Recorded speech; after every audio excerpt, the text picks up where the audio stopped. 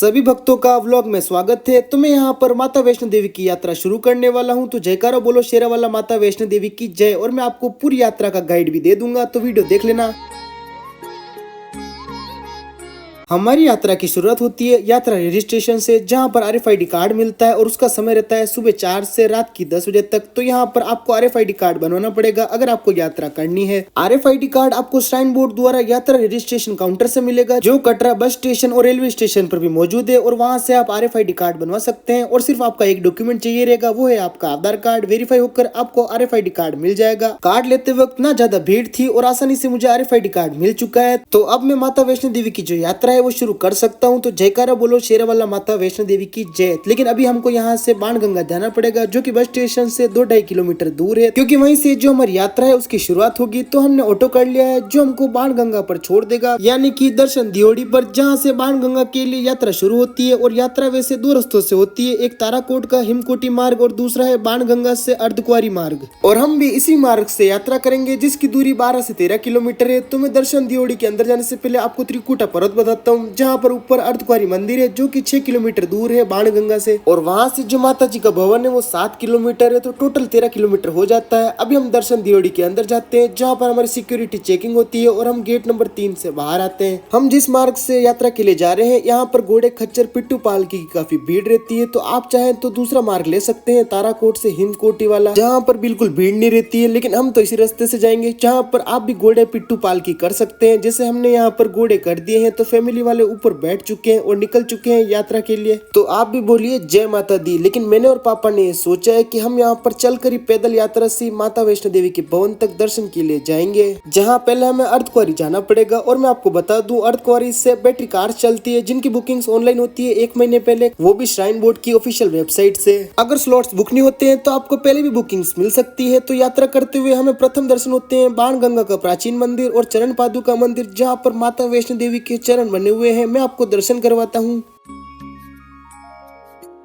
हमने यात्रा सुबह 7:30 बजे शुरू करी थी और अभी करीब 8:30 बज रहे हैं, जहाँ पर 4 किलोमीटर ऊपर चढ़कर हम आए हैं। और यहाँ पर शरीर थोड़ा सा थका हुआ है, लेकिन हम माता जी के दर्शन करके ही मानेंगे। जय माता दी। तो यहाँ पर जो मौसम है वो खुला हुआ है और काफी अच्छा हो रखा है। और सामने जो कटरा शहर है वो मुझे साफ साफ दिखाई दे रहा है और कितना सुंदर लग रहा है। और साथ में मैं आपको एक जबरदस्त चीज बताता हूँ। नीचे जो आप रोड देख पा रहे हैं वो ताराकोट मार्ग है, जहाँ से गाड़ियां भी ऊपर तक आती है माता वैष्णो देवी के भवन तक। और हम भी इसी मार्ग से जाने वाले हैं जब हम अर्धकुंवारी पहुंच जाएंगे, क्योंकि उसके बाद घोड़े खच्चर का रास्ता अलग हो जाएगा। और हम इस मार्ग से होते हुए भवन तक पहुंचेंगे, जहां पर बैटरी कार्स भी चलती है और दूसरे काम वाली जो गाड़ियां होती है वो भी ऊपर भवन तक इसी रास्ते से जाती है, जहां पर अभी मैं आ चुका हूं। तो यहाँ पर चलने वाले यात्रियों के अलावा कोई भी भीड़ नहीं है। और मैं अभी इस रास्ते पर चल रहा हूँ, जहाँ पर काफी तेज हवा आ रही है। ये हवा तो मुझे चलने नहीं दे रही और मुझे रोक रही है। तो ऊपर हेलीपैड बना हुआ है सांझी तट पर, जहाँ पर यात्री लोग उतरते हैं हेलीपैड से और यहाँ से चलकर माता के भवन तक जाते हैं 1.5 किलोमीटर। और अभी मुझे माता जी का भवन है वो दिख चुका है। देखो कितना सुंदर लग रहा है भवन। तो यहाँ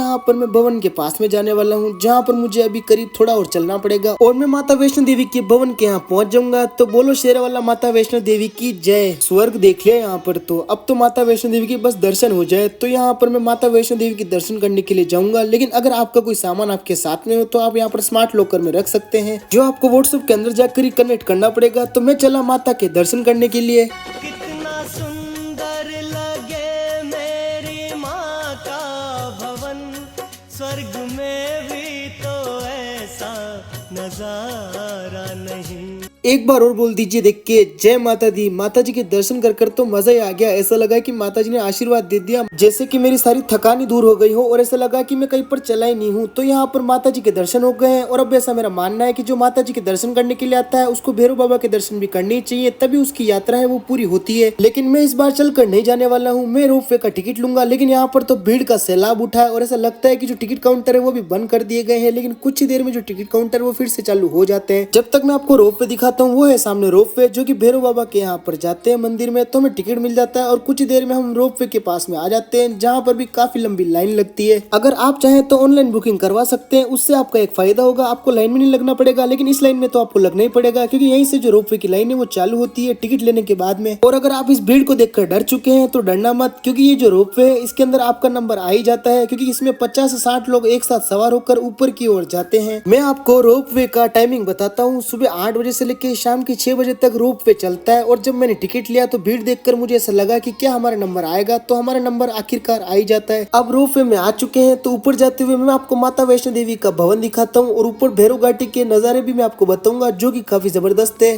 क्योंकि ऊपर भैरव घाटी से ही सबसे जबरदस्त व्यू आता है। तो पहले मैं भैरव बाबा के दर्शन करने के लिए मंदिर के अंदर जाऊंगा और दर्शन कर लूंगा। यात्रा पर काफी सारे श्रद्धालु आते हैं और ऊपर की ओर भी काफी सारे भक्त आते हैं, लेकिन वो सारे लोग यहाँ पर वो चीजें नहीं देख पाते क्योंकि वो उनको पता ही नहीं होती है। लेकिन मैं आपको बता देता हूँ। तो पहले आप यहाँ पर माता जी का भवन देख लीजिए, साथ में अभी जो आसमान है वो पूरा खुला हुआ है। तो ऊंची ऊंची शिखाएं देखिए आप त्रिकुटा पर्वत की, जो की नजारा सिर्फ आप भैरव घाटी से ले सकते हैं। और मैं आपको एक अपडेट देना चाहूंगा कि आप यहाँ से बहुत सारे दर्शन कर सकते हैं। जैसे त्रिकुटा पर्वत के लेफ्ट साइड में आप 5 पांडवों के शिला का दर्शन कर सकते हैं, और फिर पहाड़ों के बीच में अगर देखा जाए गौर से तो आप हनुमान जी के मुख का दर्शन कर सकते हैं। और उसके बाद अगर भवन के पास की बात कहें तो राइट से त्रिकुटा पर्वत पे जब आप नजर डालें तो भवन के जस्ट ऊपर आप शेषनाग के दर्शन कर सकते हैं। चलो मैं आपको करवाता हूँ।